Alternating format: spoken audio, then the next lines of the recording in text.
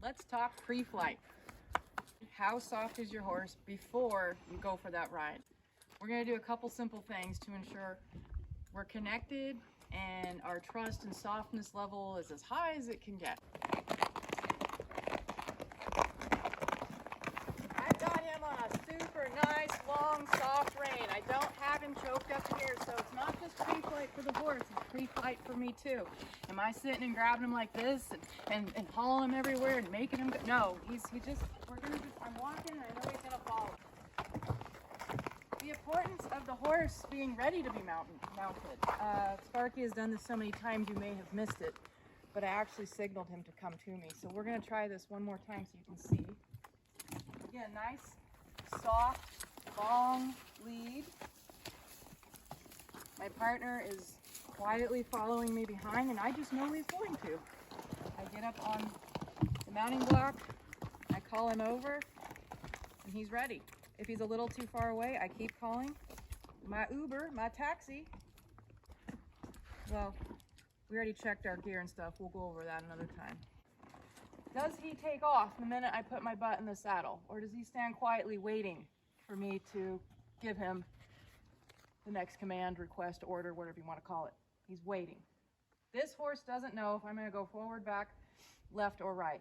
And he only gets this way by me practicing hours. Every time I get up here, I'd switch it up. It's not always this way. It's not always that way. Sometimes, now, I'm glad he did that. That gives us an opportunity. I'm going to assertively back him up. I did not ask for that. Do be aware, though, when your horse gets this quiet, every little twitch you make in the saddle is cueing him. So if I lean forward, he's going to go forward. That would not be fair for me to punish this. So I'm just going to ask him to back up, put his butt right back where it was. A great thing to do for a horse who's learning to stand still. It's all about pressure and release, right? We've heard this before. The ultimate release, after I've already stopped yanking on the reins, because that's your job, stop yanking on those reins. The ultimate release now, because he's standing here all nice and quiet, is to get down. Does he run off? Is he acting stupid? No, he's doing great. So I'm gonna let him know, hey, Sparky, good job, good job. I really like how you're with me and you're just so quiet. Good boy. I cannot stress how important these steps really are. One more time and then we'll ride out and we'll talk about some other things real quick. Come on over here, loose rein. I'm not looking at him. I'm not going, hey, are you gonna follow me? Are you gonna follow me? Come on, come on, come on. Why'd he stop? Why'd he stop? Oh my goodness. No, I'm gonna look at my goal. This applies to trailering. This applies to putting him in the corral, whatever. Look to where you wanna go and go there. And just know he'll follow. This does take some time and this was a little close, but it was good. I can work with this. Once we have our nice quiet horse, he's not looking at anything, he's waiting for me. Now we're gonna ride around the parking lot here real quick. This is a good time for me to inventory myself. Am I up here squeezing with my legs? Am I holding my breath? Am I tight on the reins? Am I anticipating scary donkeys? I need to let all that go. Does he soften? When I pick up that rein, does he drop his nose? The minute he drops his nose, we let go. Does he soften the other way? Let's see. A little tension that side, so I'm just going to work on it.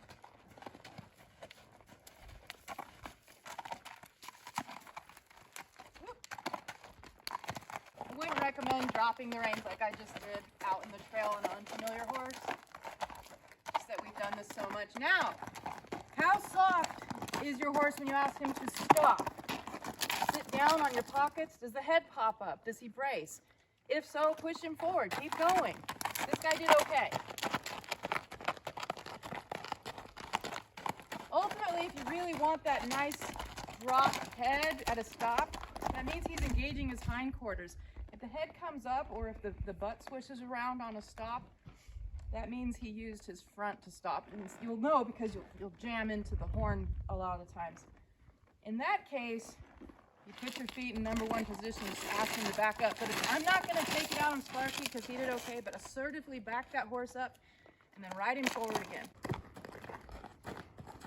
In a safe environment, your parking lot, your round pen, whatever, can you turn your horse without using reins? Can you stop him without the reins? This is all just wonderful stuff. Because ultimately, when we see those scary donkeys again, this is all I've got. This is the strongest piece of equipment, metal in his mouth. You know, a lot of people think these are scary, and they do get the point across occasionally, but nothing compares to what I've got on that soft tongue, on the bar. I mean, that's a lot right there. If that's just constantly being used and I'm riding that rein, they just become numb to it and desensitized. So that is why we've gotten to where we don't want to use it unless we absolutely have to. Ooh, back up. Ears are on me. High, the head's a little high, so we'll ask him to soften a little bit. But these are all things I look for, things I ask my students and clients to look for before we head out on the trail. Does your horse look like this? Or is he dancing around? Is he calling to his friends? Is he worried about the buzzard in the tree? Don't go on the ride. I mean, do yourself a favor, do your horse a favor, and just work on this. Because the longer you stay here on this, the faster you're gonna get on the trail, and the more fun you're gonna have, the more trust you're gonna build, and the more rewarding relationship you're gonna have with your horse. So we are still waiting as Steve coils his rope on his wild burro. Mountain burro. Everyone's head is nice and low, ears are relaxed, tail carriage is down. Ideal. We're a little more distracted than we were at home. I want that all the time. Get your attention on me. We'll do a couple up there. If I say trot, you trot. If I say stop, you stop. With no reins. Yes, I touched him. He taught me. But I'm not hauling back. He's not giving me static. Look at the ears. He's gonna trot. He's gonna sit. We're gonna stop. Keep checking, even on the trail. Trot. Good. Nice. We'll end it there. I anticipated this, so of course I put it in his head like, oh, donkeys. The head's looking, we're looking at our donkeys, they show up right here. I don't care though, I'm gonna focus on him, he needs to focus on me. Every time he puts his head up like that, I'm just gonna give him a little spur and ask him to drop his head. And then I'm gonna do a gut check on myself. If I'm holding my breath, am I tight? Yeah, a little bit, I am. A little bit. Here we go. I'm going to get back to this nice, relaxed head carriage, ears focused on me. He flings that head up and fixates on those donkeys. I need to break through. I could not get through the other day. I could not get him to listen. So we are just reinforcing it. I'm the most interesting thing out here. Pay attention to me. Those donkeys will take care of themselves. We don't need to worry about that.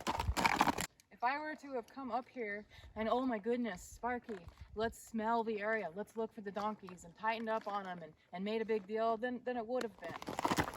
Let's talk about these magical creatures and their emotions, our emotions, and how we affect each other. Steve pointed out as we're rounding that corner coming up to the donkeys, my posture stiffened up, my smile up, my lips pursed together. He reacted to that, and then I was having trouble softening him.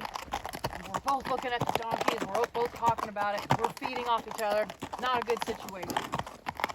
I'll take complete responsibility for affecting my horse today. However, 3 days ago when we first encountered those donkeys, I didn't know they were even there. He did. He threw his head in the air. He stiffened. He spun a circle. He got locked onto those things. I didn't even know we're there. So was that Were those my emotions affecting him that day? No, because I didn't even know what was going on. We feed off of each other 90% of the time. If I'm calm and quiet, he will be too. However, every now and then, I got a little strongman start. They do make decisions that have nothing to do with me. They're not brainless twits. Our horses are sharp, they're awake, they're sensitive, and we want that. But sometimes that means they're going to make a not very cool decision. Did he buck and rear and kick? No, nothing like that. He just was hard to reach.